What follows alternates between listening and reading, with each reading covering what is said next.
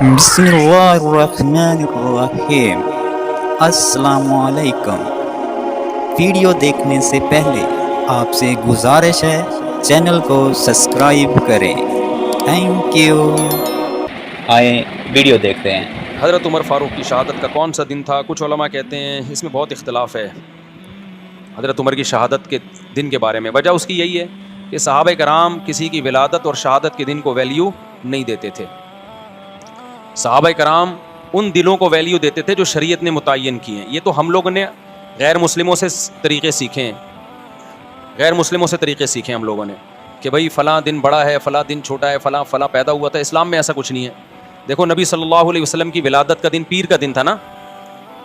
آپ کی ولادت کا دن کون سا تھا؟ پیر کا، صحیح حدیث میں ہے۔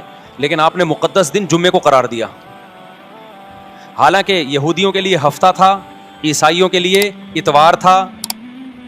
یہودی پرانی قوم، اس کے بعد عیسائی آئے، اس کے بعد مسلمان آئے، تو ہمارے لیے تو پیر بنتا تھا، ویسے بھی پیر بنتا تھا نا، اور نبی کا ولادت کا دن بھی تھا، لیکن اس کے باوجود جمعہ کر دیا گیا، پیر نہیں کیا، تاکہ لوگ ایسا نہ ہو کہ ولادت کے دنوں کو مقدس ماننا شروع کر دیں۔ تو اسلام میں کسی کی تاریخ کا، پیدائش کا دن اور وفات کا دن کی کوئی ویلیو نہیں ہے۔ اور نبی صلی اللہ علیہ وسلم نے پیر کا روزہ بھی رکھا ہے تاکہ یہ کانسیپٹ اور کلیئر ہو جائے کہ میرا یوم ولادت عید کا دن نہیں ہو سکتا، اس کو عید میلاد النبی نہیں کہہ سکتے، کیونکہ وہ روزہ اور عید جمع نہیں ہوتے۔ سمجھتے ہو کہ نہیں سمجھتے؟ ٹیکنیکل باتیں ہیں، اس کو سمجھ لو اچھی طریقے سے۔ تو اس لیے کسی کے کوئی بھی تاریخ ولادت ہو، کوئی بھی تاریخ پیدائش ہو، ہم نے کیا کرنا ہے؟ ہم نے نہ سالگرہ منانا ہے نہ برسی منانی ہے۔ اچھا، بعض علماء یہ تحریک چلا رہے ہیں کہ حضرت عمر کی شہادت کے دن سرکاری چھٹی ہو، تو ہم ان علماء کی بات کی تائید کرتے ہیں۔ سوال پیدا ہوتا ہے کہ ہم ان کی تائید کیوں کر رہے ہیں جب ہم خود مان رہے ہیں کہ کسی کی شہادت کا دن یا ولادت کا دن اس کی کوئی ویلیو نہیں ہے، تو پھر حضرت عمر کی شہادت کے دن کو ہم چھٹی کیوں؟ وجہ اس کی ہے کہ بھائی ہم تو کہہ رہے ہیں کسی بھی دن چھٹی نہیں ہونی چاہیے، لیکن یہ عجیب بات ہے، حضرت علی رضی اللہ تعالیٰ عنہ، ان سے محبت بھی ہمارے ایمان کا جز ہے، ان کی شہادت کے دن یا حضرت حسین کی شہادت کا دن، ان کو تو آپ چھٹی کے دن قرار دے رہے ہو، پھر حضرت عمر کو قرار نہیں دے رہے، یہ پھر ناانصافی ہے۔ اصولی طور پر تو کوئی دن یکم محرم سے لے کے 29 اور 30 ذی الحجہ تک کسی کی ولادت یا پیدائش میں کسی کا دن بھی نہ چھٹی ہونی، کوئی چھٹی کا دن نہیں ہے۔ لیکن اگر کسی دن پہ چھٹی کر رہے ہو تو پھر دوسرے صحابہ کو بھی تو ویلیو دو نا۔ تو جو علماء کہہ رہے ہیں نا حضرت عمر کے یوم شہادت پہ چھٹی ہونی چاہیے، وہ اس بیس پہ کہہ رہے ہیں کہ جب آپ سیدنا حسین یا حضرت علی کی شہادت کے دن کو چھٹی کا دن قرار دیتے ہو تو اہل سنت والجماعت کے ہاں حضرت علی سے محبت بھی ایمان کا جزو ہے، لیکن حضرت عمر کی فضیلت سیدنا علی سے زیادہ ہے، اور اس بات کو حضرت علی بھی مانتے تھے کہ حضرت عمر کی فضیلت سیدنا علی سے زیادہ ہے۔ تو جو علماء کہہ رہے ہیں نا کہ حضرت عمر کے یوم شہادت پہ چھٹی ہونی چاہیے، وہ اس بیس پہ کہہ رہے ہیں کہ یا تو کسی بھی دن چھٹی نہ ہو، لیکن جب ہو رہی ہے تو پھر ان دنوں میں ہو رہی ہے تو پھر ان دنوں میں بھی ہو۔ سمجھتے ہو کہ نہیں سمجھتے؟ اس کی میں ایک مثال دیتا ہوں۔ ایک کیس آیا میرے سامنے کہ کسی خاتون نے شرعی پردہ کیا اپنے دیور سے پردہ کر لیا، تو دوسرے دیور کو، وہ جو دیور جس سے پردہ کیا نا، اس کو بڑا اعتراض تھا کہ یہ مجھ سے پردہ کر رہی ہے۔ تو میرے پاس کیس آیا، میں نے بہت ڈانٹا، میں نے کہا بھائی عورت پر لازم ہے کہ اپنے دیور سے پردہ کرے۔ خاتون سے پوچھا گیا، اس نے کہا میں نے شریعت کی وجہ سے کیا ہے ایسا۔ تو میں نے ان کے دیور کو بولا، میں نے کہا بھائی یہ جب آپ سے پردہ کر رہی ہے تو آپ کیوں مجبور کر رہے ہو اس کو؟ یہ تو شریعت کے حکم سمجھ کے کر رہی ہے۔ اس نے بڑی اچھی بات کی، اس نے کہا کہ یہ میرے سے کر رہی ہے، دوسرے بھائی سے نہیں کر رہی۔ اب بات سمجھ میں آئی؟ میں نے کہا بات تو معقول کہہ رہی، اگر شریعت کی وجہ سے کر رہی ہے تو دونوں سے کرے نا، اس سے نہیں کر رہی، مجھ سے کر رہی ہے، اس کا مطلب میرے پر گویا بزبان حال الزام لگ رہا ہے کہ یہ بندہ 2 نمبر ہے، یہ خراب ہے۔ تو شریعت کی وجہ سے اگر ہم کر رہے ہیں تو بھائی پھر عورت کر رہی ہے تو پھر سارے دیوروں سے پردہ کرے نا، یہ والے سے کر رہی ہے، وہ والے سے نہیں کر رہی ہے، یا تو چلو کوئی بوڑھا ہو گیا بہت زیادہ، وہ ایک الگ بات ہے۔ تو یہ بات اس دیور کی بالکل معقول تھی، اعتراض بالکل معقول تھا۔ تو اسی طرح میرے بھائی ہم یہ کہتے ہیں کہ اسلام میں نہ کسی کا یوم ولادت منایا جائے گا، نہ کسی کا یوم شہادت، اصل تو یہی ہے۔ لیکن اگر منا رہے ہو تو پھر یہ کیا کہ فلاں کا مناؤ فلاں کا نہیں مناؤ، اس کا مطلب فلاں کو ویلیو دے رہے ہو، فلاں کو آپ بالکل ویلیو نہیں دے رہے۔ تو وہ اس بیس پر مطالبہ کرتے ہیں کہ حضرت عمر کا یوم شہادت چھٹی کا دن ہونا چاہیے، ورنہ اصولی طور پر جو میں نے مسئلہ بیان کیا، اسلام میں نہ برسی ہے نہ برتھ ڈے ہے، یوم ولادت ہے ہی نہیں۔ اسلام نے خود ہمیں تاریخیں بتا دی ہیں کہ ان دنوں میں تم نے یہ کام کرنے ہیں۔ تو اسلام نے ہمیں بتا دیا بھائی 10 محرم کا دن روزہ رکھنے کا دن ہے۔ 10 محرم کا دن کیا ہے؟ روزہ رکھنے کا دن ہے، یہ ایک مقدس دن ہے۔ اس کے بعد کیا کرنا ہے؟ اس کے بعد سفر ربیع الاول, ربیع الثانی, جمادی الاول. اب ربیع الاول میں لوگ عمرہ کر رہے ہوتے ہیں, اس کو زیادہ فضیلت سمجھتے ہیں, یہ بدعت ہے. ربیع الاول میں عمرے کا وہی ثواب ہے جو سفر میں عمرے کا ثواب ہے. اگر آپ اس میں زیادہ ثواب سمجھ کے کریں گے تو یہ عمل بدعت بن جائے گا, کیونکہ کسی صحابی, تابعی یا پیغمبر سے ثابت نہیں ہے کہ انہوں نے ربیع الاول میں عمرے کا زیادہ اہتمام کیا ہو. جی ربیع الاول آ رہا ہے تو ہم اس میں زیادہ اہتمام کریں گے. بعض لوگ سمجھتے ہیں ربیع الاول کے مہینے میں روضہ رسول پہ حاضری کا زیادہ ثواب ہے, تو یہ بھی غلط ہے. نہ کوئی ہمیں حدیث ملتی ہے کہ ربیع الاول میں آپ روزے پہ حاضری دیں گے تو زیادہ ثواب ملے گا, نہ کسی صحابی کا عمل ہے. صحابہ کی نظر میں روزے پہ حاضری محرم ہو, سفر ہو, ربیع الاول ہو, ربیع الثانی ہو, ان تمام مہینوں میں برابر تھی. کسی مہینے کو انہوں نے ویلیو نہیں دی. عرب لوگ حیران ہوتے ہیں کہ ربیع الاول میں روزہ رسول پر اتنے انڈین پاکستانی آ کے جمع ہو جاتے ہیں, یہ کیوں ہو رہے ہیں؟ وہ سعودی عرب والے اور عرب حیران ہوتے ہیں کہ بھائی یہ پورے سال اتنا رش نہیں ہوتا, ربیع الاول میں روزہ رسول پہ اتنے پاکستانی آتے ہیں. تو ان کو پھر ہم بتاتے ہیں کہ بھائی یہ پاکستانیوں کا عقیدہ ہے کہ ربیع الاول میں روزے پہ حاضری پہ زیادہ ثواب ملے گا. تو حیران ہوتے ہیں کہ یہ کون سی حدیث سے نکالا ان لوگوں نے مسئلہ, سمجھ میں نہیں آ رہی بات, میرا خیال ہے. تو کسی مہینے میں عمرہ کرنا یا نبی کے روزے پہ حاضری دینا زیادہ ثواب ہے یا نہیں, یہ قرآن و سنت سے ثابت ہوگا تو ہم مانیں گے, اپنی طرف سے نہیں کر سکتے. تو رمضان میں آتا ہے ہمیں کہ رمضان میں عمرہ حج کے برابر ہے. یہ بھی مبالغتاً تشبیہ دی جاتی ہے, 100% حج کے برابر نہیں ہو سکتا کیونکہ حج حج ہے, لیکن نبی صلی اللہ علیہ وسلم نے اس کی فضیلت کو بیان کرنے کے لیے کہ گویا حج کے برابر ہے. آگے پھر علماء کی اس پہ بحث ہے, اس حدیث کا کیا مطلب ہے, ابھی میں اس میں نہیں جاتا. بتانے کا مقصد یہ کہ رمضان میں عمرہ یہ بہرحال دوسرے مہینوں سے زیادہ ثواب. تو اگر آپ رمضان میں عمرہ کر رہے ہیں, رمضان میں روزے رسول پہ حاضری کر دے رہے ہیں, اس بیس پہ کہ رمضان میں عبادت کا ثواب بڑھ جاتا ہے, تو پھر روزہ رسول پہ حاضری کا ثواب بھی بڑھے گا اور مسجد نبی میں حاضری کا ثواب بھی بڑھے گا رمضان میں. لیکن ربیع الاول, محرم, سفر یہ ثواب کے لحاظ سے ایک جیسے ہیں. سمجھتے ہو کہ نہیں سمجھتے؟ تو اس لیے جب آپ نے عمرہ کرنا ہو تو اسپیسیفک ربیع الاول کا انتظار نہ کیا کریں. آپ سفر میں چلے جائیں, محرم میں چلے جائیں, آپ ربیع الاول میں چلے جائیں, آپ ربیع الثانی میں چلے جائیں, برابر ہے. اگر آپ ربیع الاول میں اس نیت سے گئے کہ مجھے ثواب زیادہ ملے گا تو ثواب کے بجائے گناہ ملے گا, کیونکہ آپ نے ایسی چیز اسلام کی طرف منسوب کر دی جس کی اسلام میں کوئی دلیل نہیں ہے. تو پھر یہ بدعت ہے. سمجھتے ہو کہ نہیں سمجھتے ہو؟ پھر وہی بات جو میں نے بھی پورے بیان میں کہی ہے کہ کوئی لوگ آپ کو کہیں گے یوں ایسے, آپ بولو بھائی ہم لکم دینکم ولی دین. وہ گرین چینل والے کرتے ہیں تو ان کو کرنے دیں, ان کا مسلک ہے. تو ہمارا مسلک یہ بولو نہیں. تو آپ ایک فیصلہ کرو, گرین یا وائٹ, ایک طرف آ جاؤ. آپ سمجھتے ہو کہ نہیں سمجھتے ہو؟ تو ہماری نظر میں سارے مہینے برابر ہیں. رمضان میں زیادہ ثواب ہے, رمضان میں تو ہر عبادت کا ثواب کئی گنا بڑھ جاتا ہے, تو عمرے کا بھی ثواب بڑھے گا, ظاہر ہے. تو یہ برسی نہیں ہے اسلام میں, نہ یوم ولادت ہے یا نہ یوم وفات ہے. ہاں تو اسلام نے کیا کیا کہ رمضان کا مہینہ رکھا, ربیع الاول کا نہیں رکھا, ربیع الثانی کا نہیں رکھا, جمادی الاولی, جمادی الثانی, رجب, شعبان, رمضان کا پھر مقدس مہینہ. پھر اسلام نے ہمیں یکم شوال کا مقدس دن قرار دیا, وہ عید کا دن ہے, وہ بھی نہ کسی کی ولادت نہ کسی کی وفات. پھر 10 ذی الحجہ بقرعید کا دن ہے, وہ بھی نہ کسی کی ولادت نہ کسی کی وفات, وہ ابراہیم علیہ السلام کی قربانی کا دن ہے. پھر یکم محرم اسلامی سال کی ابتدا ہو رہی ہے اور سال تبدیل ہو رہا ہے, تو اسلامی سن ہجری کی ابتدا بھی ولادت سے نہیں رکھی بلکہ نبی کے ہجرت کے دن سے رکھی ہے, جس دن آپ نے قربانی دی, کوئی عمل کیا. سمجھتے ہو کہ نہیں سمجھتے؟ تو جو آپ صلی اللہ علیہ وسلم نے عمل کیا نا, ہجرت کی, اس کو پہلا سال اسلامی قرار دیا گیا ہے, تاکہ جب وہ آئے تو ایک موٹیویشن ملے کہ بھائی قربانی ہے, قربانی دی تھی نبی صلی اللہ علیہ وسلم نے. تو اسلام میں نہیں ہے بھائی یہ ولادت اور وفات کے دن. سمجھتے ہو کہ نہیں سمجھتے؟ دیکھو اسلام وہ ہے جو اللہ رسول نے بتایا, اپنی طرف سے چلو گے نا تو ٹکا بھی نہیں ملے گا قیامت کے دن. اخبل طریقے سے آپ اللہ کو راضی کرنے کی کوشش کرو گے, اللہ راضی نہیں ہوگا, اللہ راضی نہیں ہوگا. حضرت عمر کہتے ہیں ایک واقعہ ہے کہ ایک پادری کو دیکھا جو رو کے نا نالیاں پڑ گئی تھیں, سوکھا ہو گیا تھا بالکل دبلا.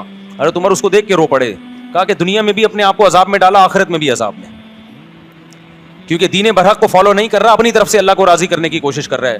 آپ نے ایسے ہندو دیکھے ہوں گے جنہوں نے منتیں مانی بھی ہیں, کپڑے نہیں پہنتے, کھانا پینا چھوڑ دیا, سر منڈاتے ہیں. بدھسٹ کو میں نے دیکھا ہے ایسے, زندگی بھر کا عذاب, شادی نہیں کرتے, تو اپنے آپ کو ایک ٹینشن میں ڈال دیا اور نیت یہ کہ بھگوان ہم سے خوش ہوگا. حالانکہ خدا خوش نہیں ہوتا کہ آپ سر منڈا کے گھومتے رہیں, کھانا پینا چھوڑ دیں اور آپ شادی بھی نہ کریں. کچھ ہوتے ہیں نا, ہندوؤں میں بھی ہوتے ہیں, بدھسٹ میں بھی ہوتے ہیں. ایک یوٹیوب پہ میں نے ویڈیو دیکھی, ایک ہندو کے جو پنڈت تھے انہوں نے کرالنگ کر کے سفر کیا, پتہ نہیں کتنے کلومیٹر دور, اور کہا ہم نے منت مانی ہے کہ پیدل نہیں جاؤں گا, کرالنگ کر کے, وہ دہلی میں پتہ نہیں کون سے مندر میں, اتنا لمبا سفر.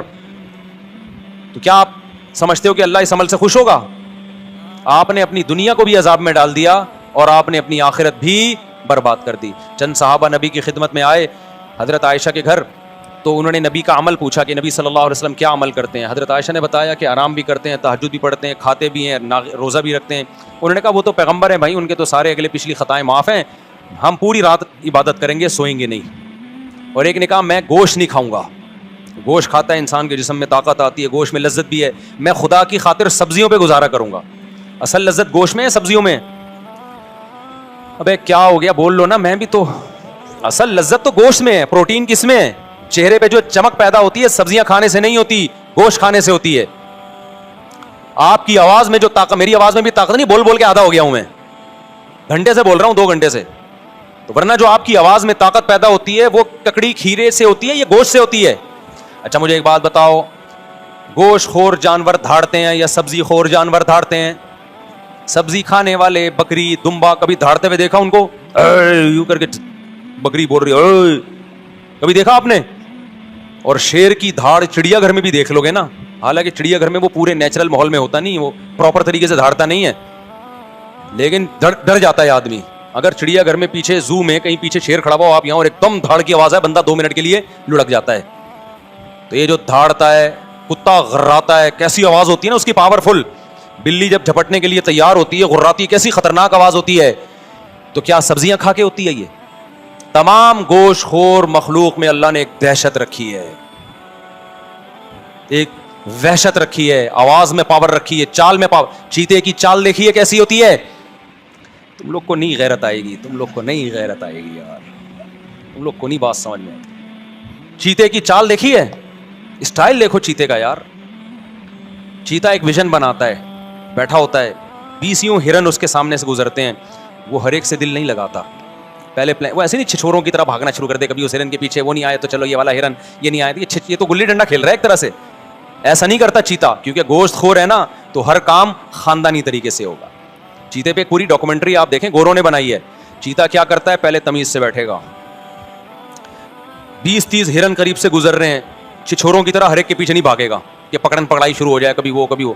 پہلے بیٹھ کے نا کافی دیر تک ایک ویژن بناتا ہے, دیکھتا ہے یار کون سا والا میرے لیے سوٹیبل رہے گا, کس میں مال زیادہ ہے اور ریٹس کم ہیں اس کے. ریٹ کا مطلب محنت کم ہے, تو پہلے وہ اس کی سلیکشن کرے گا. پھر اپنا ڈسٹینس ناپتا ہے, کیونکہ اس نے چند سیکنڈ اتنی اسپیڈ سے بھاگتا ہے, چند سیکنڈ ہوتے ہیں کہ اگر وہ مزید اس اسپیڈ سے چند سیکنڈ مزید بھاگے تو ہارٹ اٹیک سے مر جائے وہ, کیونکہ اس کی اسپیڈ چند سیکنڈ کے لیے بہت تیز ہوتی ہے. اس میں اگر اس کا ہدف اس کے ہاتھ سے نکل جائے تو چیتا اتنی انرجی یوٹیلائز کر چکا ہوتا ہے کہ دوبارہ پھر چیتے کے بچنے کے امکان نہیں ہوتے, لہذا اس کے پاس ٹائم کم اور مقابلہ سخت ہوتا ہے. اس لیے وہ پلاننگ کرتا ہے, بیٹھتا ہے ایسے کر کے نا, تو پھر اس کا دل ایک ہرنی پہ آتا ہے, کہتا ہے یار یہ میرے لیے, اس میں مال بھی اچھا ہے, اس کی اسپیڈ بھی مجھے کم لگ رہی ہے, ٹھیک ہے نا, اس کی اسپیڈ بھی کیا لگ رہی ہے تھوڑی, وہ والا تو بہت اسپیڈ سے نکل لے گا, وہ مجھے ڈاش دے جائے گا. کافی دیر غور و فکر کر کے, آپ یوٹیوب پہ سرچ کریں, پوری گوروں کی اس پہ تحقیق ہے, کافی 1-2 گھنٹے بعض دفعہ پلاننگ میں لگا دیتا ہے وہ. اس کے بعد جب وہ ہدف بناتا ہے کہ یہ ہے جس کو میں نے شکار کرنا ہے, پھر جب آہستہ آہستہ پہلے چلتا ہے اس کی طرف, دائیں بائیں ہرن آئیں ان کو دیکھتا نہیں ہے, کیونکہ وہ اس کو چھچورا کام سمجھتا ہے کہ جب دل کسی ایک کو دیا ہے تو دائیں بائیں نظر نہیں اٹھانی. آج لڑکوں کو دیکھو, محبت کے دعوے کسی اور سے ہو رہے ہیں, نمبر کسی اور کا ہے, بیلنس کسی اور کے موبائل میں ڈلوا رہا ہے, شادی کے وعدے کسی اور سے کر رہا ہے. یہ چھچور بنا ہے کہ نہیں ہے؟ تو یہ وہ لوگ ہیں جو گوشت نہیں کھاتے. تو چیتا کیا کرتا ہے, جب پوری فل پلاننگ کے بعد پھر وہ دوڑتا ہے اس کی طرف. پھر اس کی چال دیکھو یار, کیا خوبصورت چال ہوتی.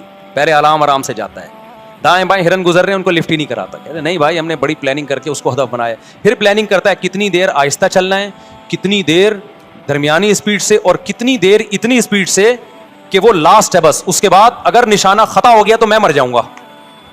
یہ پوری پلاننگ کر کے پھر جو بھاگتا ہے, اور وہ کلا بازی اس کے اوپر جمپ لگا کے اس کو جو گردن سے پکڑ کے عید ملتا ہے, پھر اس سے 3-4 کلا بازیاں کھاتا ہے, پھر خود بھی کھاتا ہے اور جنگل کے سارے جانور اس کا بچا ہوا کھاتے ہیں. یہ کام گوشت خوروں کا ہے, سبزی خوروں میں یہ صلاحیت نہیں ہوتی. اس لیے اسلام نے ہمیں بقرعید پہ بھی گوشت کھلایا, اور عقیقے میں بھی گوشت کھلایا, ولیمے میں بھی گوشت کھلایا. دم جو ہم بقرعید میں دیتے ہیں اس میں بھی کیا ہے؟ گوشت ہے. تو بہانے بہانے سے اسلام ہمیں گوشت کھلاتا ہے تاکہ ہمارے اندر اوصاف گوشت خوروں جیسے ہوں. لیکن چونکہ ہم انسان بھی ہیں اس لیے اللہ نے بتایا کہ یہ درندگی تمہاری ظالموں کے خلاف ہونی چاہیے, مظلوموں کے خلاف نہیں ہونی چاہیے. لہذا جو خود ظالم ہے اسے گوشت کھانے کا حق نہیں ہے.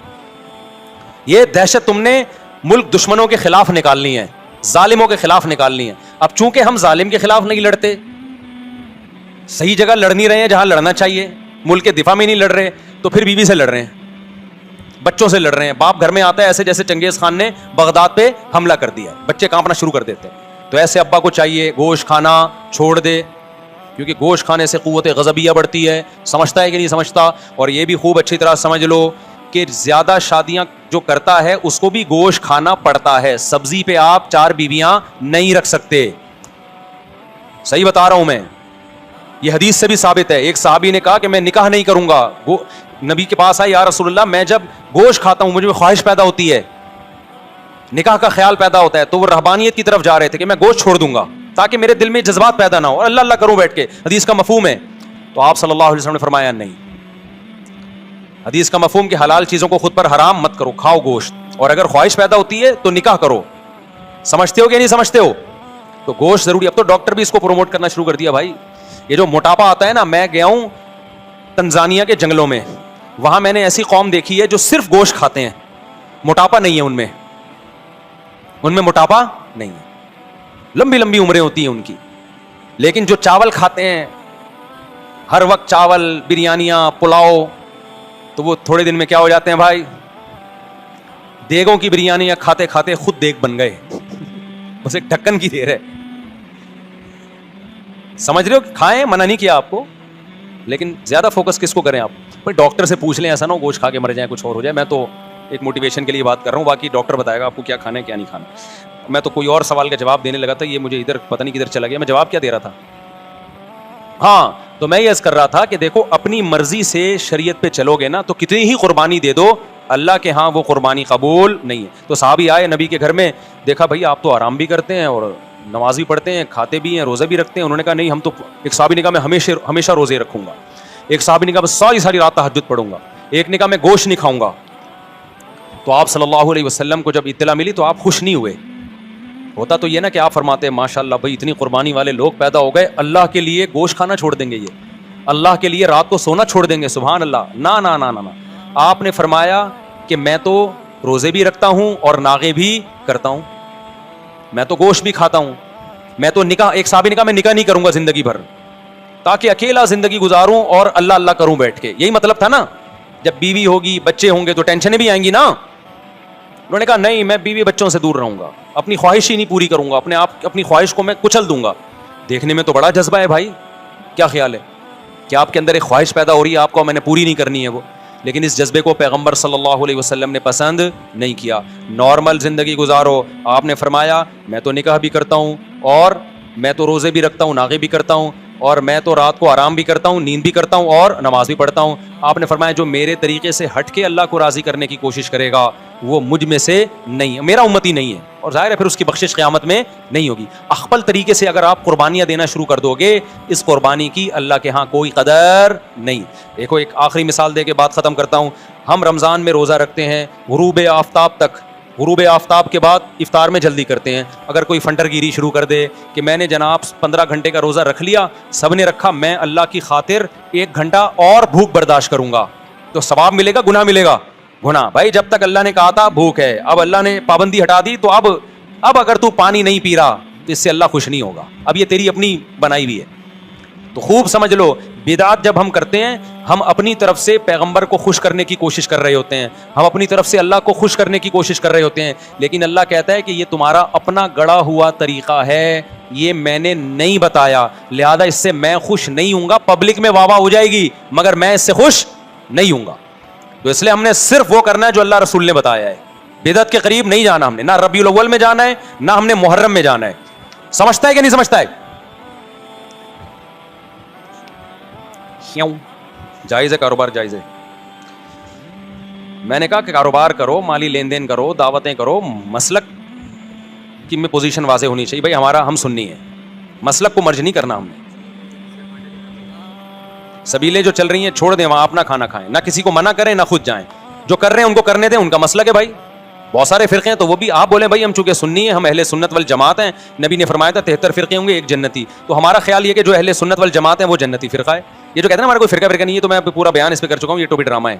یہ جس نے دین پہ نہیں چلنا ہوتا وہ اس طرح کی باتیں کر رہا ہوتا ہے. تو بھائی ہم اہل سنت والجماعت ہیں, ہم حدیث کو بھی فالو کرتے ہیں اور صحابہ کو بھی فالو کرتے ہیں. تو صحابہ نے نہ یہ سبیلیں لگائی ہیں نہ اس طرح کوئی یہ کام کیا, تو ہم نہیں کریں گے. جو کر رہا ہے اس کو کرنے دیں.